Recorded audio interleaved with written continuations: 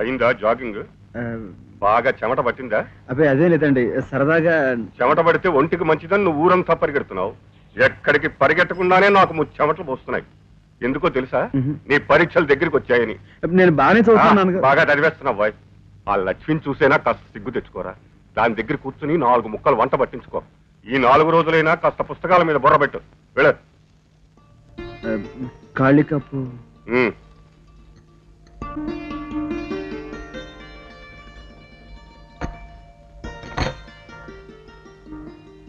ఏమిటన్నయ్యా పొద్దున్నే ఘటోద్గజుల్లా గడగడా నీళ్లు తాగేస్తున్నావు? ఏమి లేదమ్మా, ఇప్పుడే నాన్నగారు వేడివేడిగా టిఫిన్ పెట్టారు. వద్దు నాన్నగారు అని ఎంత బతిమాలుకున్నా తినరా తినరా అని బలవంతం పెట్టారు. తిన్నాను, దాహం వేసింది. నీకు అసలు టిఫిన్ కాదన్నయ్యా, భోజనం భోజనం పెట్టాలి. ఎంత ధైర్యమే నీకు!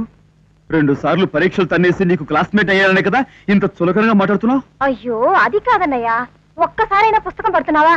పరీక్షలేమో దగ్గర పడిపోతున్నాయి, నువ్వే మాత్రం భయపడవు. నాకెందుకమ్మా భయం? నువ్వు అక్కడ కూర్చుని గరగా చదివిస్తే నేను ఇక్కడ పద్మాసనం వేసుకుని కూర్చుని గబాబా వంట పట్టించేసుకుంటాను. That's all.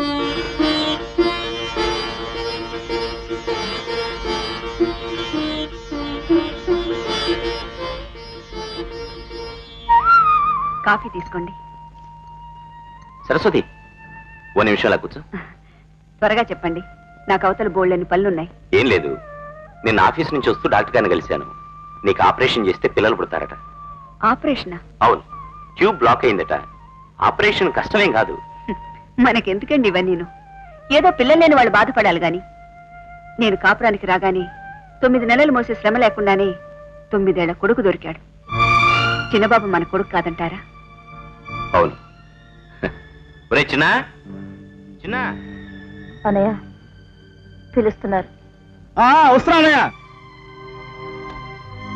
ఈ ఇంట్లో నీ చదువు ఇంతే. జయము జయము మహారాజా, మహారాణి వారికి అభివాదము. అల్లరి ఏడ్చావు గాని ఇది చదివేశాను. దీన్ని అద్దెకొట్లో ఇచ్చేసి సిడ్నీ షెల్టన్ రాసిన ఇఫ్ టుమారో కమ్స్ అన్న కొత్త పుస్తకం వచ్చింది, అది పడరా. ఆజ్ఞ మహాప్రభు. వదనం గారు ఏమైనా సెలవిచ్చుకుంటారా?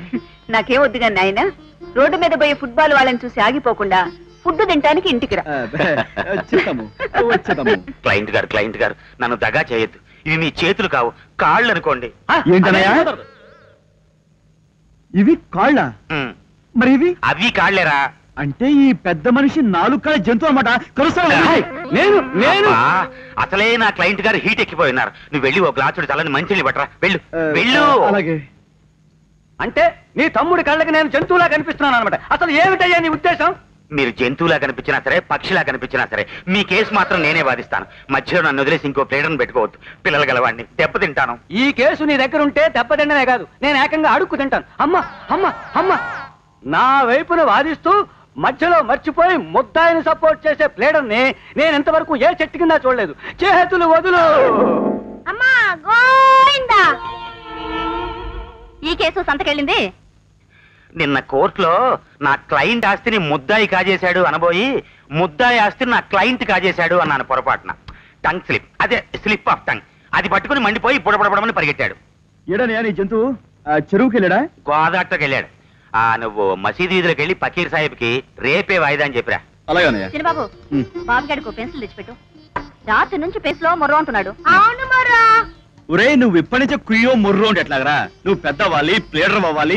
ప్లేడర్ అన్నవాడు ఇతరులు ఏడిపించాలి కానీ వాడు ఏడవకూడదురా. సలహాలు మనం చెప్పిన పని చెయ్యి.